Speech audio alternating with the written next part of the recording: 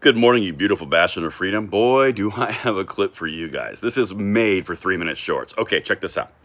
So Gavin Newsom is clearly under some heat, so to speak, from the LA fires, no pun intended. He is now going out and doing all sorts of pressers and doing all sorts of things with the president and really rallying support for himself to get himself in front of the issues from mismanagement. Because this is about mismanagement. You can say DEI, you can say just no water, you can say no funding, you can say whatever reason you want. The bottom line is there was a lack of pre-planning which led to a failure. That's the bottom line. But we can't talk about that because now it's about all the other things that are so crucial and important, which plays very importantly into the liberal ethos. You're talking about empathy and making sure you're there for people. You know what? Facts will come out later. We will figure this out. But I want you to contrast this to what happens every single time that there's a shooting in this country.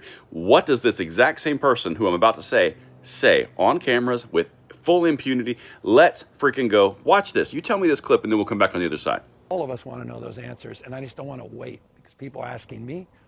I want to know those facts. I want them objectively determined, and that the chips fall where they may. This is not about finger pointing. You say what to people who insist that these independent investigations or calls for them? Are you passing the blame on to other people? How could it be when we're doing an independent investigation and we just want the adjudication of the facts? As I say, it's not about finger pointing. It's about answering the questions you and everybody wants answered.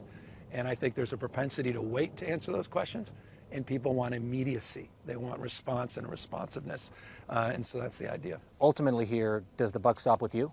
I mean, you're governor of California. You might as well be the mayor of California. We're all in this together. We're all better off, we're all better off, we're all better off, and we're working together to take care of people and to make sure people are supported, we're empathetic, and we're here not just in the immediacy of the crisis, but we're here after the crisis, as opposed to creating a crisis in the middle of this by trying to divide people and take cheap political shots. I want objective facts. We don't want to rush to a judgment. We really want to get the investigation going and let the chips fall where they may.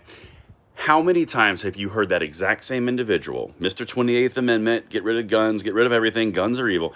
How many times has he said that in the wake of a shooting or a tragedy, which eventually comes out to be some other issue other than the fact that the gun exists? How many times have you seen him do that?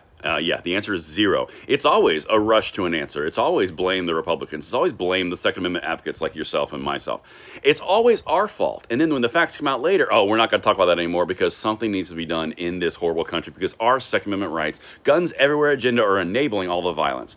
You guys notice the disparity?